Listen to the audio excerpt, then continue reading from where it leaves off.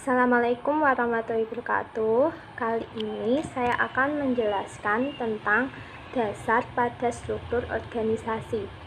Sebelum itu, kita harus mengetahui pengertian dari struktur organisasi. Struktur organisasi adalah bagaimana pekerjaan itu dibagi, dikelompokkan, dan dikoordinasikan secara formal. Struktur organisasi itu meliputi spesialisasi kerja, departementalisasi, rantai komando, rentang kendali, sentralisasi dan desentralisasi, dan formalitas. Selanjutnya saya akan menjelaskan tentang spesialisasi pekerjaan. Spesialisasi pekerjaan adalah sampai sejauh mana aktivitas dalam organisasi dibagi dalam pekerjaan secara terpisah. Selanjutnya, departementalisasi adalah basis yang mana pekerjaan dalam organisasi dikelompokkan bersama-sama. Rantai komando adalah garis wewenang yang membentang dari organisasi puncak hingga pegawai terendah. Selanjutnya, tentang kendali, yaitu sejumlah bawahan yang dapat diarahkan oleh seorang manajer secara lebih efisien dan efektif. Selanjutnya, sentralisasi dan desentralisasi. Sentralisasi yaitu pengambilan keputusan dipusatkan pada satu titik tunggal dalam organisasi. Biasanya itu yang mengambil keputusan adalah manajer puncak. Sedangkan desentralisasi itu kebalikan dari sentralisasi. Yang terakhir adalah formalisasi, yaitu keadaan yang mana pekerjaan dalam organisasi sudah terstandarisasi. Selanjutnya, saya akan membahas tentang desain organisasi yang umum. Ada 3. Yang pertama, struktur sederhana, dicirikan dengan rendahnya derajat departementalisasi, rentang kendali yang lebat, otoritas yang tersentralisasi pada satu orang, dan kecilnya formalitas. Yang kedua adalah birokrasi.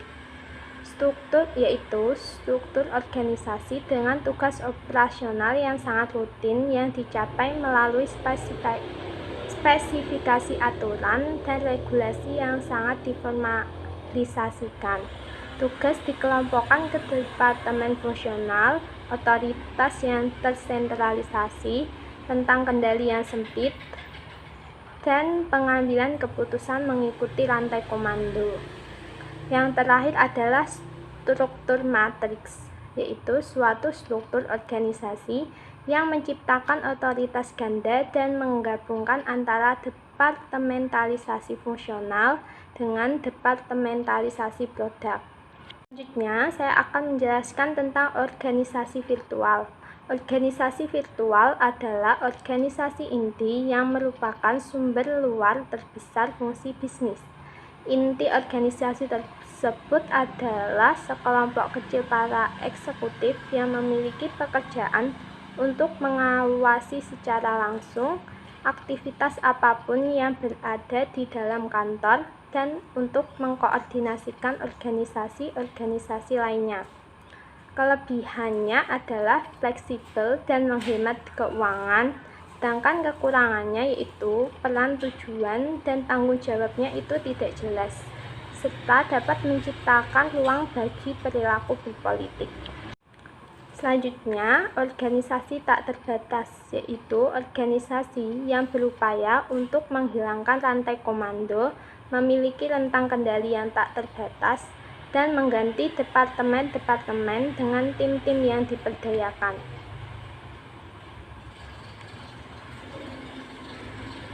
Selanjutnya, organisasi yang lebih ramping atau perampingan. Perampingan adalah sebuah upaya sistematis untuk membuat organisasi menjadi lebih ramping dengan menutup lokasi, mengurangi jumlah staf, atau menjual unit bisnis yang tidak memberikan nilai tambah. Nah, ada 4 strategi efektif bagi perampingan. Yang pertama itu investasi.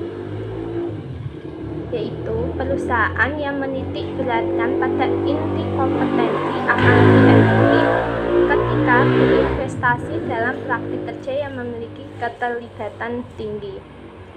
Yang kedua, komunikasi. Ketika membahas perampingan pada pekerja lebih awal, maka mengurangi kekhawatiran para pekerja mengenai hasil dan merasa perusahaan mempertimbangkan pandangan mereka.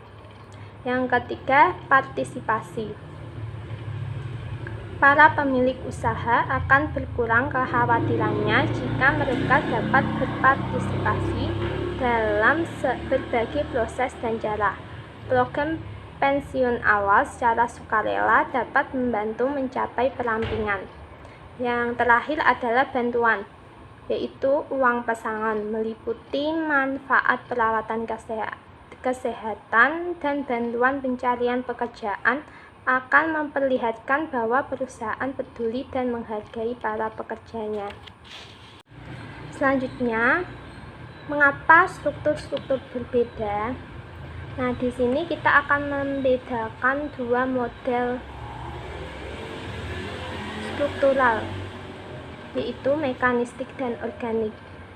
Mekanistik yaitu suatu struktur yang dicirikan dengan dapat termentalisasi yang luas, formalisasi yang tinggi, jaringan informasi yang terbatas, dan sentralisasi.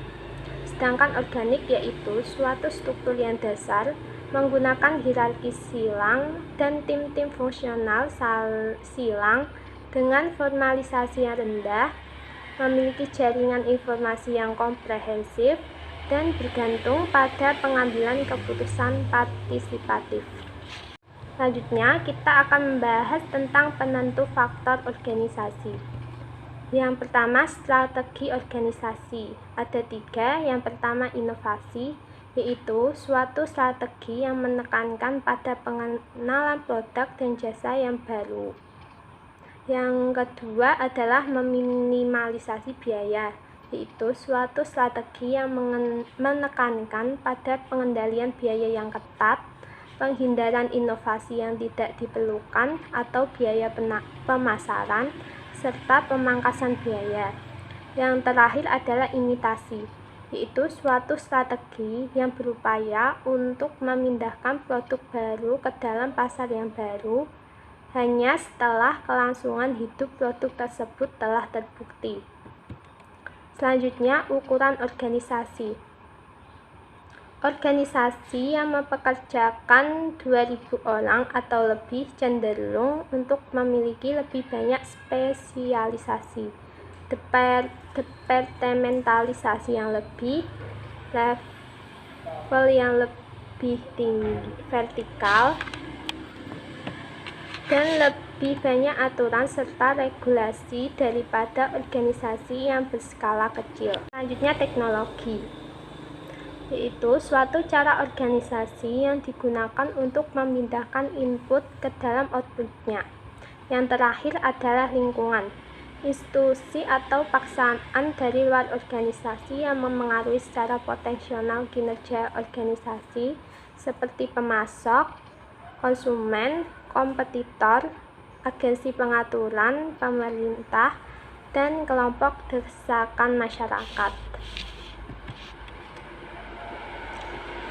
Nah, bagaimana cara mendesain organisasi dan perilaku organisasi untuk memaksimalkan kinerja pekerja dan kepuasan? Maka manajer itu harus mempertimbangkan atas perbedaan-perbedaan individu seperti pengalaman, kepribadian, dan tugas kerja. Nah, selain itu ada budaya juga merupakan faktor yang harus dipertimbangkan. Sekian dari saya. Apabila ada kesalahan kata, saya mohon maaf. Wassalamualaikum warahmatullahi wabarakatuh.